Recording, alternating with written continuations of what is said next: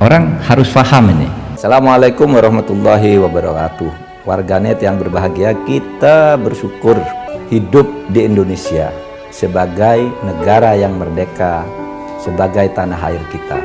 Mari cintai tanah air kita ini agar kita bisa melaksanakan perintah Allah dengan sebaik-baiknya. Dengan tingkat kepuasan yang akan sampai 82,2%, banyak yang meyakini, analis politik satu suara mengatakan bahwa Jokowi adalah Kingmaker 2024. Pertemuan kemarin dengan Pak SBY itu memang lebih banyak membahas hal strategis, dan kita tahu Pak SBY itu presiden kita yang terpilih pertama kali lewat pemilihan umum langsung, 2 periode menjabat dengan satu prestasi yang luar biasa dan sangat dikenal untuk concern melakukan perbaikan-perbaikan tata kelola, termasuk penguatan KPK yang dibangun pada masa Bu Mega itu dikuatkan oleh Pak SBY. Kemudian banyak sekali hal-hal sifatnya itu memperkuat tata kelola. Karena itu memang sorotan kita adalah pada situasi tata kelola negara yang kami menyebutnya mengalami pemburukan atau kemerosotan. Sebagai contoh, memang lembaga-lembaga negara yang diharapkan bisa menjadi penjaga konstitusi itu mengalami kemunduran. Jadi beberapa keputusan di Mahkamah Konstitusi, kemudian kita mengatakan indeks demokrasi kita mengalami penurunan, kemudian campur aduk antara fungsi legislatif sama eksekutif seperti tidak ada saling check and control, itu menjadi hal yang kita perhatikan, dan itu sebetulnya dalam jangka panjang membahayakan kekuatan negara kita, karena demokrasi itu kuat kalau ada check and balance. Sementara absolute power yang memupuk kekuatan menjadi satu center itu berisiko karena suasana check and balance tidak terbentuk atau tidak terjadi. Itu salah satu sorotan. Yang lain adalah soal penegakan hukum, soal maraknya korupsi, yang tentu saja sebagai pihak yang ingin memberikan alternatif atau perbaikan, ya memang harus mengkritisi hal seperti itu. Jadi ini bukan soal sekali hidup, tapi pembicaraan strategis yang mudah-mudahan bisa menjadi bekal atau menjadi basis dalam penyusunan program-program ke depan apabila nanti Pak Anies diberi kelancaran, diberi jalan Tuhan untuk memimpin negeri ini. Putusan MK, korupsi, bahkan juga soal hukum yang terjadi, ini dikritik kembali. Ini bagaimana tanggapan Bang Deddy? MK sudah ada keputusan belum? Itu memang masih isu ya yang dilontarkan. Jadi itu, apalagi tadi yang kedua? Persoalan hukum, Persoalan hukum. Sepanjang korupsi. Republik ini berdiri, ada nggak masalah hukum dan masalah korupsi? Ada ya? Jadi kita berpijak pada realita. Realitanya kan masyarakat tingkat kepuasannya terhadap pemerintah itu rata-rata di atas 75 hingga 82%. Jadi yang sibuk nyinyir dan nyindir ini saya kira harus berkaca pada realita. Janganlah hidup di ruang-ruang menara gading lalu menilai seenak-enaknya. Kalau dibilang ketatanegaraan buruk, apakah ada proses ketatanegaraan kita yang amburadul? Kalau ada, saya kira negara ini sudah dalam kondisi chaos, ya. Jadi terlalu berlebihan kalau menurut saya. Kalau itu caranya menarik simpati atau perhatian orang, saya kira terlalu childish, ya. Terlalu overplay kalau menurut saya. Dimainkan terlalu berlebihan. Bicara demokrasi, siapa yang punya persoalan dengan demokrasi sekarang? Apakah ada orang yang tidak bisa berbicara, tidak bisa berpartisipasi dalam pemilu, tidak bisa mengkritik, check and balances? Ini partai seperti Demokrat, PKS, ya, bahkan di dalam koalisi pemerintahan sendiri sering mengkritik pemerintah. Jadi di mana tidak ada check and balances? Saya kira persoalan penegakan hukum, polisi itu udah ada 2, yang pangkatnya mayor jenderal dibawa ke muka hukum, menteri kena kasus korupsi ditangkap KPK, apalagi bukti yang Anda perlukan supaya jangan sembarangan menuduh. Bicara indeks demokrasi, ya, ini menurut lembaga The Economist Intelligence Unit (EIU), ya, ini lembaga observer analisis politik global di London, ini mengatakan bahwa indeks demokrasi Indonesia pada tahun 2022 mengalami peningkatan, naik 12 tingkat dari ranking 64 tahun 2020, tahun 2021 itu pada ranking 52 dunia. Jadi orang ini ngomong nggak berbasis fakta, tapi seenak udelnya gitu. Jadi, dan saya juga tidak pernah mendengar Pak Ganjar nyindir, ya. Saya kira nggak pernah saya mendengar Pak Ganjar yang begitu santun nyindir-nyindir. Tetapi kalau Anies Baswedan, saya kira selain hal yang absurd, memang yang kita dengar, publik dengar itu kan sindir menyindir, ya. Banyak hal yang kita dengar dan kita lihat gitu. Ditanggapi dong Pak Sudirman, absurd, tidak berdasarkan fakta dan hobinya menyindir ini bagaimana? Saya tidak ingin merespon ya, tapi mengembalikan fakta-fakta. Jadi misalnya dikatakan tata negara buruk, misalnya kok bisa ada jenderal polisi terkena hukum, kok bisa ada menteri berturut-turut kena kasus korupsi. Itu kan betul ditindak, tapi itu kan artinya memang ada hal-hal yang mesti kita jaga, dan ternyata itu tidak terjadi. Ya. Kemudian tadi keputusan MK, contohnya adalah bagaimana mungkin MK itu memperpanjang masa jabatan pimpinan KPK, sesuatu yang melampaui kewenangan. Jadi banyak hal yang memang harus kita akui. Tentu saja sebagai pihak pemerintah memang harus berkata demikian, tapi kenyataan misalnya tadi dikatakan level popularitas dari presiden itu kan dari satu aspek. Tapi kalau dilihat dari aspek penegakan hukum, aspek keadilan, aspek pembangunan infrastruktur yang banyak mengalami masalah, jalan rusak, itu kan juga sesuatu kenyataan yang tidak bisa diabaikan. Dan memang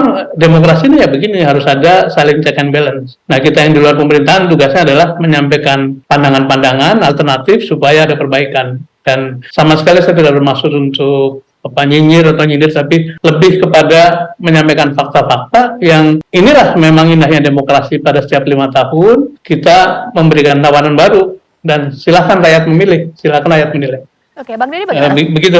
Ya, yang disebutkan itu kan masalah. Tidak ada pemerintahan yang sempurna. Jalan buruk yang diributkan di Lampung itu jalan provinsi, bukan jalan nasional. Jadi, dan pemerintah pusat sudah mendistribusikan anggaran melalui dana alokasi umum untuk pemeliharaan infrastruktur. Tergantung kepala daerah mau menggunakan anggaran infrastrukturnya itu bagaimana. Kan nggak mungkin APBN ini dialokasikan hanya untuk membangun jalan. Tidak akan pernah cukup APBN kita. Ini kita harus pintar-pintar lah memilah-milah masalah gitu ya. Jangan campur aduk, tidak memberikan pendidikan kepada masyarakat. Misalnya, kenapa bisa polisi begini? Kenapa begini? Loh, hukum dan demokrasi itu kan tujuannya bukan mencegah. Tetapi apakah law enforcement itu dilakukan? Ditegakkan kan kepada polisi dengan bintang-bintang di pundaknya, kepada menteri. Yang ini apakah tidak terjadi pada zaman Pak SBY? Saya kira masih lebih parah, jauh sekali gitu loh. Mungkin ditanggapi dong Mas Adi Pray, sebenarnya hal yang wajar tidak sih setiap pilpres lawan ini saling menyindir mengenai isu yang belum memerintah, pasti menyindir pemerintahan saat ini, bahkan juga calon lawan politiknya, ini seperti apa? Kalau bicara wajar tentu sangat wajar ya, tapi ada dua hal yang ingin saya komentari. Pertama, ini sebagai penegas bahwa poros perubahan yang digagas oleh Nasdem, PKS, dan Demokrat mencoba untuk menunjukkan jenis kelamin politik yang berbeda dengan yang lain. Kalau melihat Pak Ganjar Pranowo misalnya, selalu diasosiasikan sebagai bagian dari replika politik saat ini. Bagian dari kekuasaan politik Jokowi tentang infrastruktur, tentang IKN, tentang demokrasi yang diklaim baik-baik saja, soal pertumbuhan ekonomi yang agak selamat pasca pandemi Covid dan seterusnya. Nah, poros perubahan ini tidak seperti itu. Mencoba memotret dari sisi yang menurut mereka menjadi kelemahan yang dimiliki oleh pemerintah. Jadi serangan kepada Jokowi ini sebenarnya secara tidak langsung ingin menusuk jantung PDIP dan ingin menusuk jantung Ganjar Pranowo. Makanya yang dikritik misalnya soal demokrasi, yang dikritik soal ketatanegaraan, kasus-kasus yang belakangan ini begitu kuat mencuat. Kalau dilihat rata-rata aja, ini kan poros perubahan ini begitu keras mengkritik kubu pemerintah, kubu Jokowi, setelah Pak Joni Plate ditetapkan sebagai tersangka kasus korupsi BTS. Saya membayangkan, andai 8 bulan yang lalu ketika Anies dideklarasikan sebagai kandidat capres oleh Nasdem, saat itu langsung muncul statement-statement yang dianggap sebagai antitesa. Saya di berbagai kesempatan ngomong ini justru telat panasnya, mestinya sejak awal mengkritik ini.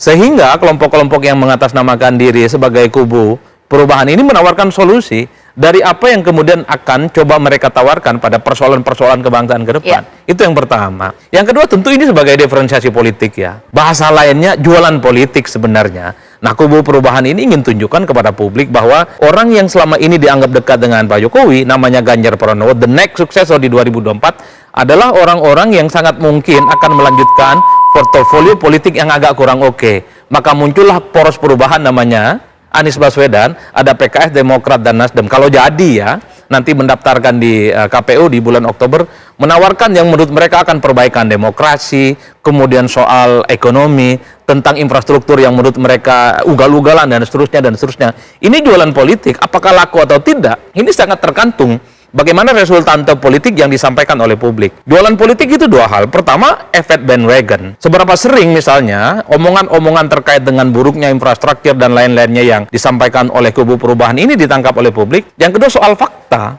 Karena yang faktual inilah yang kemudian akan lama. Kalau kritik terhadap pemerintah itu dianggap tidak faktual, seperti yang disampaikan oleh Bang Deddy Sitorus, tapi hanya berdasarkan kasuistik, isu ini tidak akan begitu lama ditangkap oleh publik. Kalau cuma seminggu, 2 minggu, ataupun sebulan, ini cukup untuk memenuhi ruang publik yang penuh dengan kegaduhan dan hore-hore. Tapi jangan pernah berharap akan menjadi preferensi pilihan politik. Karena yang sifatnya absurd, tidak bisa dibuktikan, itu cenderung dia akan hilang di telan bumi, ditutup oleh fakta-fakta politik yang juga dibantah oleh kubu pemerintah, dibantah oleh kubunya Bang Deddy dan kubu Ganjar Pranowo. Ini yang saya sebut diferensiasi politik. Apakah jualan bahwa negara ini tidak baik-baik saja oleh kubu perubahan laku ketika ditawarkan kepada publik, ataukah bahwa negara sedang baik-baik saja dengan capres namanya Ganjar Pranowo itu justru yang laku? Kan ini yang sebenarnya publik disuguhkan pada satu pertarungan politik dengan narasi-narasi yang menurut saya sedang berhadap-hadapan. Tinggal kalau kita melihat dalam teori komunikasi politik itu yang sampai kepada publik, yang sampai kepada mereka para pemilih adalah fakta-fakta yang memang nyata di depan mereka. Kalau yang dikritik infrastruktur misalnya tidak tepat sasaran, tapi pada kenyataannya orang mudik tidak ngeluh misalnya, itu adalah fakta yang sebaliknya. Kalau infrastruktur misalnya hanya dinikmati oleh orang kaya, tapi di pedesaan misalnya infrastruktur jalan, irigasi, ada bendungan, itu dirasakan. Ini yang saya kira bahwa efek bandwagon dengan realitas politik harus mampu diterjemahkan kepada publik, karena di end of the day-nya orang datang ke TPS itu sangat tergantung bagaimana penilaian dia terkait dengan fakta yang kemudian saat ini sedang dipertentangkan antara kubu pemerintahan ini dengan kubu poros perubahan itu. Semoga Allah senantiasa menuntun kita di jalan yang diridhoinya. Aku qouli hadza, astaghfirullah li wa lakum. Wassalamualaikum warahmatullahi wabarakatuh. Terima kasih.